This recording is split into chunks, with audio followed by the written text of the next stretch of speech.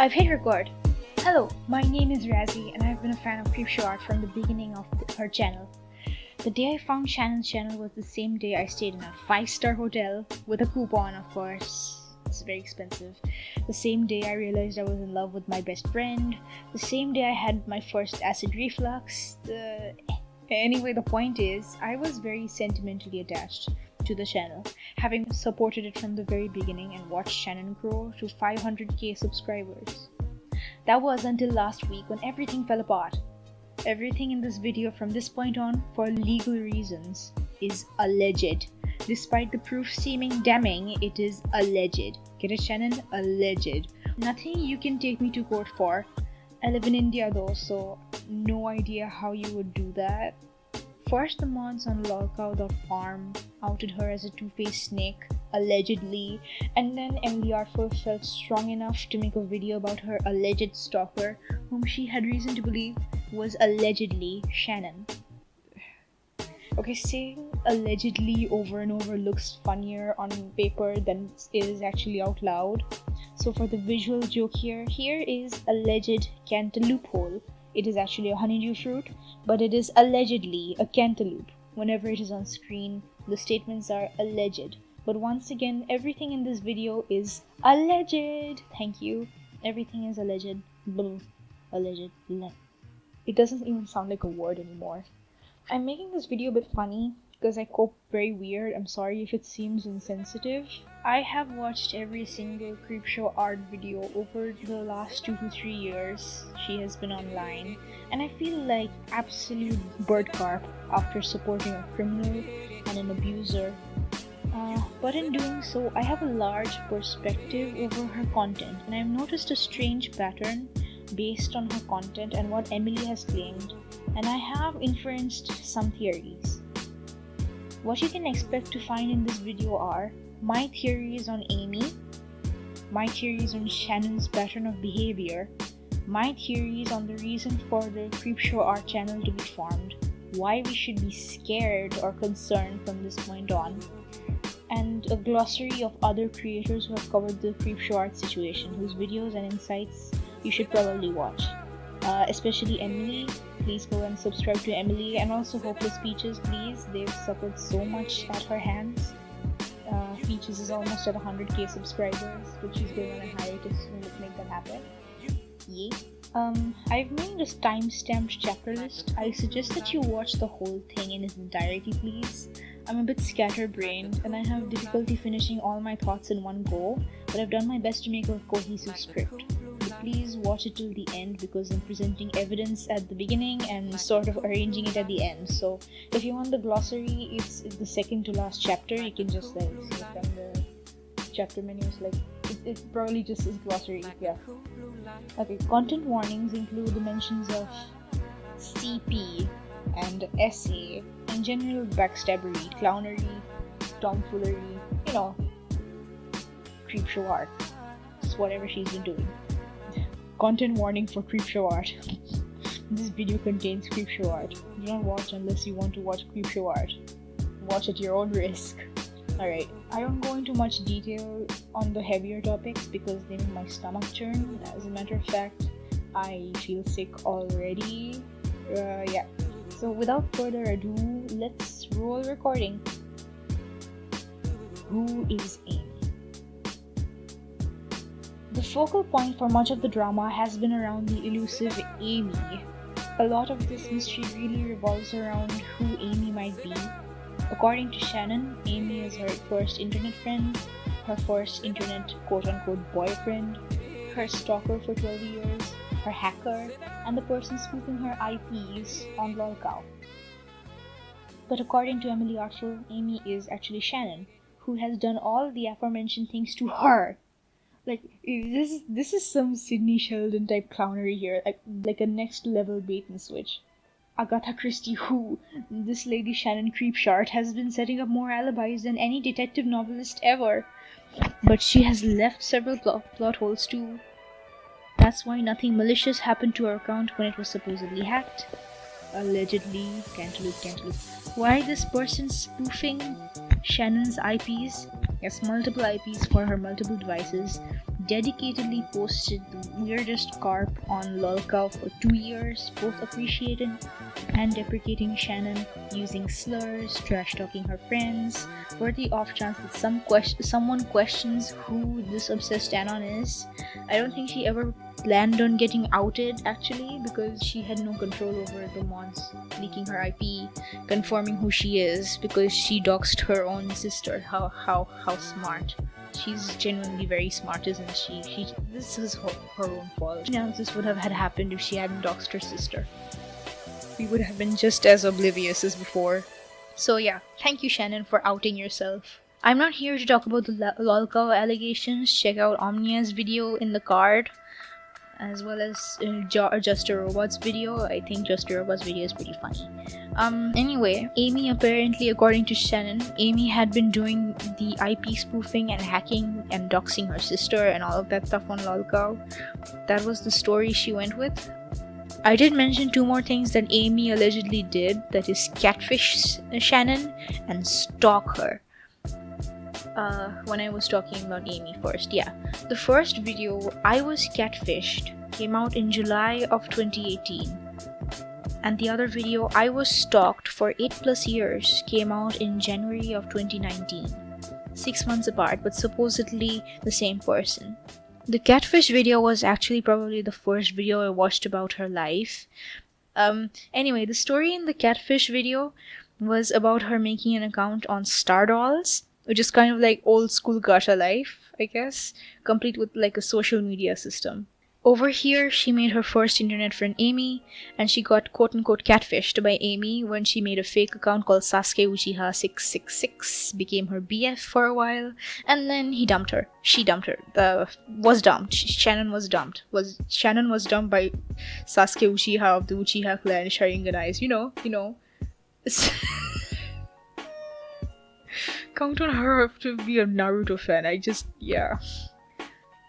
should have expected it. Anyway, after a while, Shannon got a MySpace account and added Amy again, who reached out to her and said, and was like, "Oh, Sasuke Uchiha 666, your first boyfriend? That was me. Ha ha ha ha ha ha ha." Anyway, it's a pretty cute story, and no one actually cares now.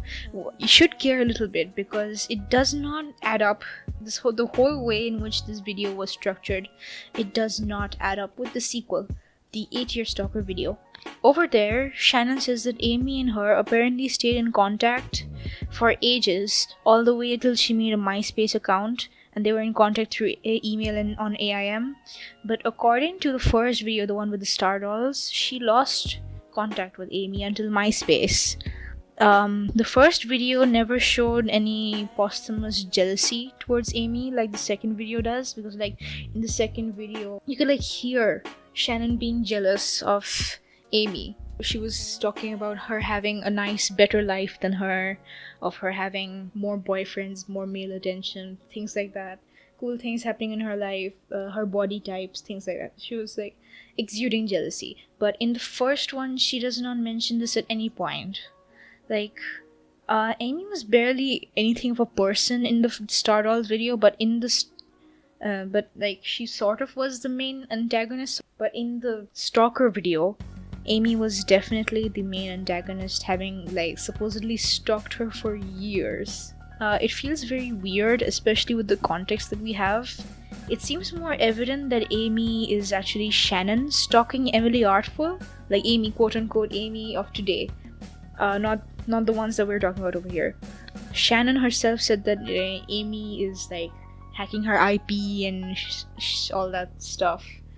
But it seems more evident, like even on Emily's Twitter, she said that Shannon, you were Amy, and that hurt to hear. That was just a lot. My god, what a huge, powerful thing to say. I have some feelings about that actually.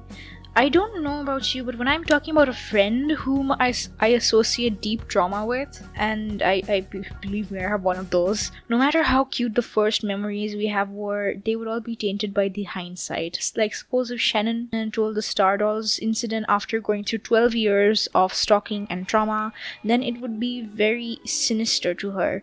Because here we have a kid who's already proficient with making alts and catfishing, and fact, there have been telltale signs of a stalker all along. I would not have written a cutesy script about the incident, and I would definitely be terrified writing this with hindsight. So, why is Amy's tone shifting so much between these two videos? In the first one, she's portrayed as like a friend, and then the second one is like, oh, Amy, oh, you are my abuser. I cannot look at you. We may have made up, but we are still miles apart. I'm keeping you at hand's distance, but I am so weak.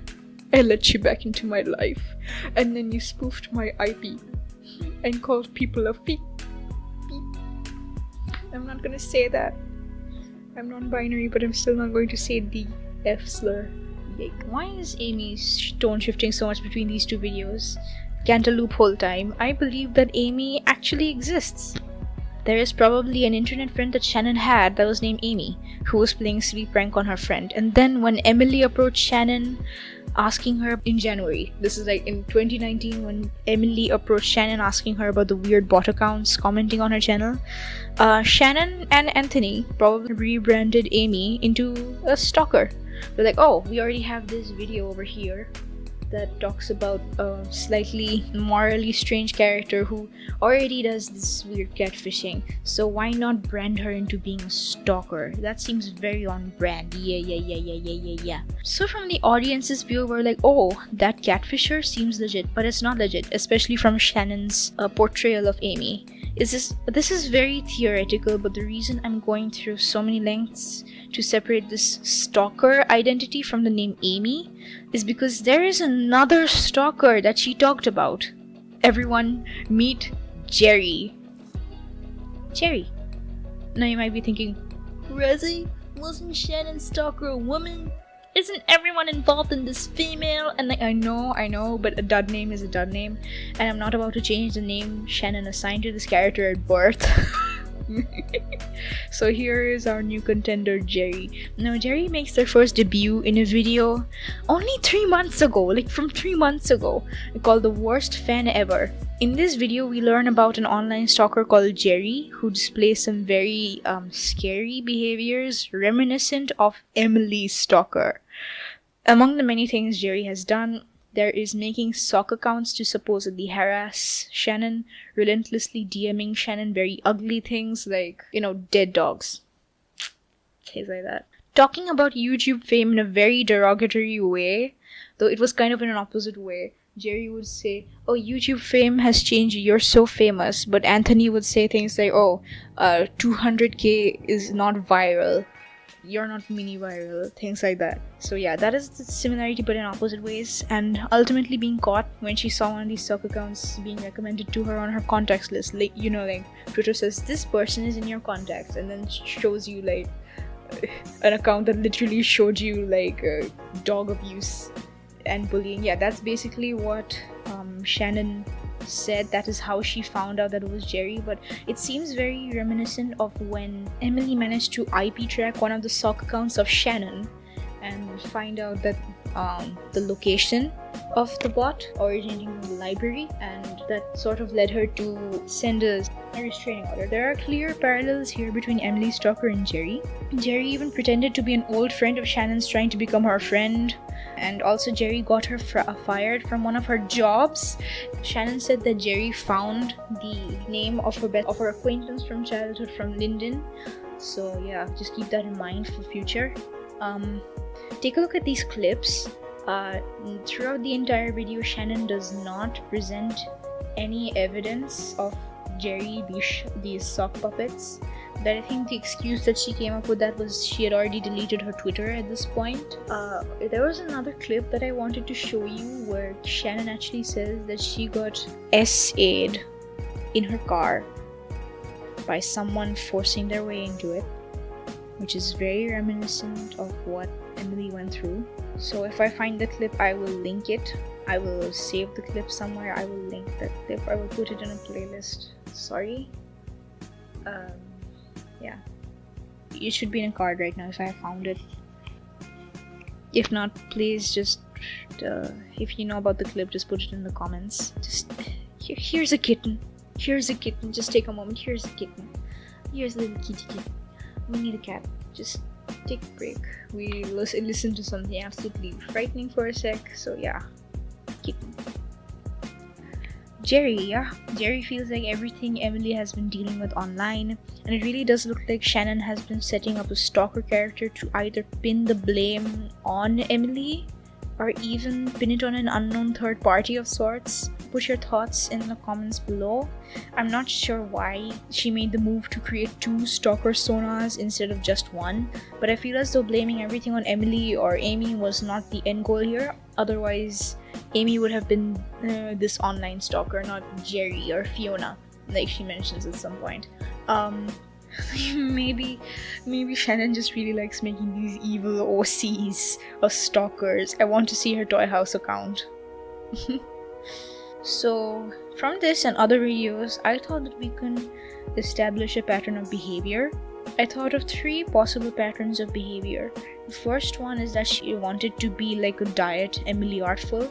Shannon has accused smaller creators of being diet versions of larger ones, like Madame being diet Leafy, David Dobrik being diet Jake Paul, Hopeless Speeches being a diet Creepshow art, etc.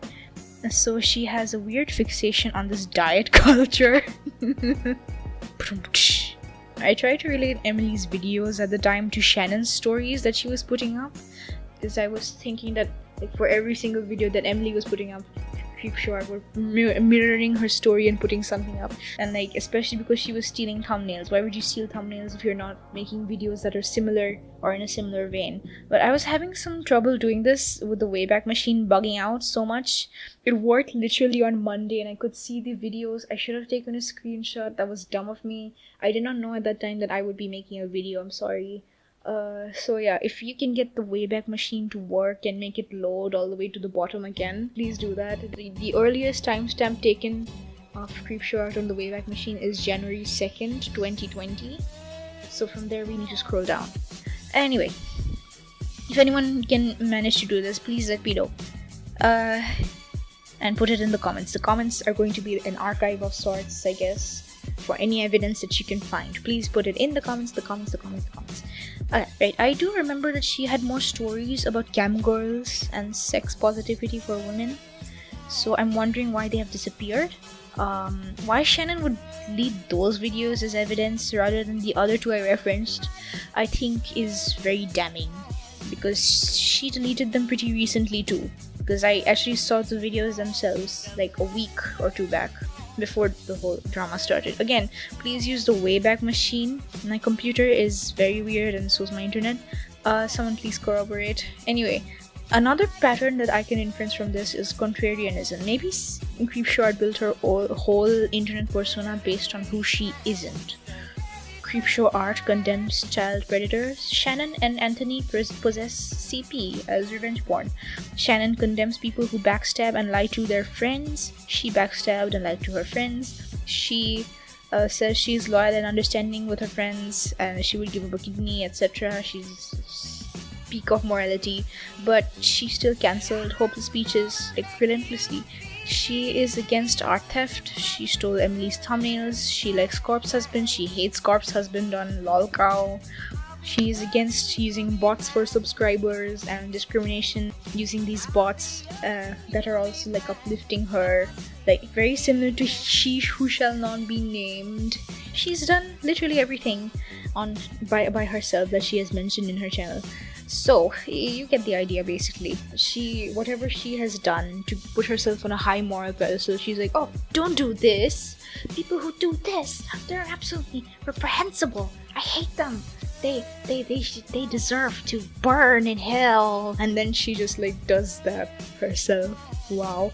Alright, so that is probably maybe what she went by. And the third theory that I have is a bit more scary.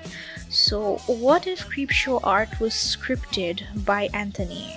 Something to throw off Emily, something to appease her viewers, some breadcrumbs to set up a stalker character, just little teasings, like I was stalked for 8+ years instead of 12 years, when 8 years is exactly the time that Emily was being stalked, things like that. What if it was like managed by Anthony? What if Creepshow was largely scripted by an abuser using this whole channel as a cover-up? This is an incredible segue to the next part of the video. So, why Creepshow Art, the channel, was made. I think we've established from other people's videos that Creepshow Art was not homeless by circumstance, she was homeless by choice. She had a job, she had money, she and her husband just chose to live out of a car because the culture of California was just not suited to them, because they were not like other families, they were special. I don't know if Creepshow Art was made for monetary purposes only, because she did get monetized fairly quick. They are not dumb people, they know their way around the internet. The channel was definitely making a lot of money from both AdSense and sponsorship, so I would not rule this out. The near daily upload schedule also lends a hand to that, but not all daily upload channels are frauds. I'm not calling you daily upload channels frauds, you can be honest. She also tried to make herself more hashtag relatable by having absolutely garbage editing and recording methods, even though she can afford multiple iPads to just give away. She even had an editor whom she never sent her videos to. I guess this was like a move to become a relatable bedroom YouTuber. I don't know. Her earlier videos were way better edited. They had like a music track going on in the background, and her recent videos were just like her talking. I'm Creepshow Art. I'm a video where I steal art from Creepshow. I have been fucking the whole person for what year? You know, that's the quality that we were getting. Anyway, the channel could have just been made to troll Emily, and that theory does sound outlandish, but oh, we are already out of the lands a long time ago. I wouldn't put it past a couple who stalked someone for 8 years to create a channel in earnest to have a dig at Emily, maybe taunting her by stealing her art, stealing her series ideas, whole story times, using deja vu inducing titles, similar sounding stories, botting, taunts, etc, etc, etc. I don't know. I wouldn't put it past this devilish duo to do something like that. Yeah, the next year I have that Shannon is being a pick-me girl. I mean, seeing her husband be unhealthily obsessed with his ex sucks, right? Don't you just want to bully the ex, don't you? Doesn't that leave you to become a pawn in your husband's hands? I'm not saying that she's guilty-free.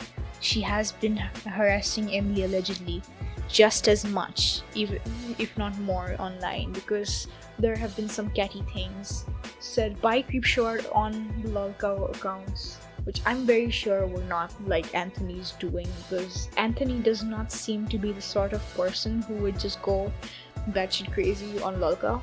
I think he would be more he seems to be more conniving and calculating.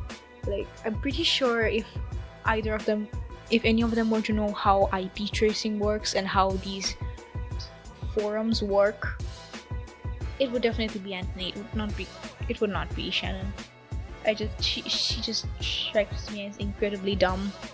I'm not saying that she's guilty free. I'm saying that this could probably be an outlet for her than just making fun of pedos on the internet. Like, when I get frustrated, I put hashtag super straight in the Twitter search bar, and I go and look for transphobes to bully on Twitter. And just like this crazy lady likes to bully innocent young beautiful artist moms. It's just, yeah, therapy. What flavor of therapy? Anyway, regardless of all this, there is something that we need to be very scared about. Shannon has a whole bunch of sock accounts. Who knows how many sock puppets she has? Who knows if she has a secret alt YouTube? Maybe she uses a different art style. Maybe she uses a funky robot voice for story times. She was a content farm already, so I don't know. It's possible. What if my theory about being a contrary persona was true? What if she has one picture of CP, then she might have more? What else has she lied about? Does she even have a dead brother or a childhood best friend who was a murderer? Or was that a lie too? Is she gonna be like Madame or Tati and actually sue people? Are they targeting accounts that are in favor for Emily? Is that why she had warned Tipster to not make an account in favor of her? I have no clue. Am I at risk for making this video? I genuinely don't have a clue. These two are a very dangerous couple and I just don't have a clue. Another fear I have is regarding the Jerry video. Everything that Creepshow has said so far in her stalker videos has been directly related to what has happened to Emily. But the Jerry video suddenly mentions something completely out of the blue, that is cancer baiting. Like, Jerry faked having cancer to garner both the sympathy and money from Shannon, supposedly, in her story. I think this might be a clue. If Emily has experienced something similar too, I don't know why this would be out there randomly. It's such a red herring if it is. I wanted to DM Emily and ask her this, but I don't want to disturb her so much while she is healing. But maybe I will. She is hot on a trail, and I wonder if this would help. If Emily is seeing this, hi. Hi. I remember your "You Are Not an Artist" video, and it made me so confident in myself back then as a 15-year-old trying to do art on the internet. You are very strong, and you have my full support. Has something like this happened? Of someone begging for money, a supporter whom you trusted, maybe? Please let me know in a comment. I will pin it. Whew, okay. That should be all my thoughts in the script. Now go and listen to these people who have more insight on this than I do. I made this video because I'm a fan, but these people are way closer to the source, to the sauce. Emily Artful's video is the holy bible of this drama. Omnia's first video is a rundown of the lolcow allegations. Watch her second video too. Guy Weiss summarizes Emily's video in his lovely voice while also avoiding the more triggering topics, making it more condensed and easy to process. Thank you so much, Guy. Hopeless Peaches has emails outlining the beginning of her abuse and harassment, which are like suspiciously reminiscent of what was happening to Emily as well. So please take a look at that. Truth Sleuth debunks all of Shannon's excuses and claims so far. Tipster has been talking about what has happened behind the scenes and messages from Shannon, telling him not to back her up in any videos. Ready to Glare has screenshots from the private Instagram, but mostly she has talked about how she feels about the whole issue and how she has already experienced people on lolcow and her friends betraying her on there. Smoky Glow has a screenie from the Sock Instagram that was there, but now I think it is gone. Cringy talks about the community response. Spoctor's video is coming, I'll link it below. Beauty Demon talks about lolcow and the IP statements. Rebzion, I don't know if you have a VOD up of your Twitch stream, but like, please just do better. Yeah, just a community post. That's all you need to do. Rebzion, just put a community post up. Gnome Huts talks about her own experience with homelessness and stuff. It's very heartbreaking to hear and also very important to hear because Shannon has given some absolutely BS advice on how to survive in homelessness, which like Gnome debunks. Just a Robot made a video. It's lighthearted and a real dunk on Shannon, just dunked on her so hard. It's really funny. Give it a watch after this, perhaps. It's very lighthearted and nice. Yeah. Harley TBS made a screenshot archive in their video. Like, he has all receipts in 20 minutes. It's very convenient. Thank you, Harley. Yeah, so that's my first video on this channel, and it's an art commentary. Yay. I love this genre, and I hope I can make the community a safer and less toxic place. I love you all. I'm very gassy. I'm gonna eat hot chip, lie down, and charge the phone. Thank you for watching me struggle with drawing hands in the background. Follow me on Twitter. I'll post art of my OCs. Listen and love to MD. Click that subscribe button. Stay tuned. Razzie out. Bye-bye. This is 30 minutes long.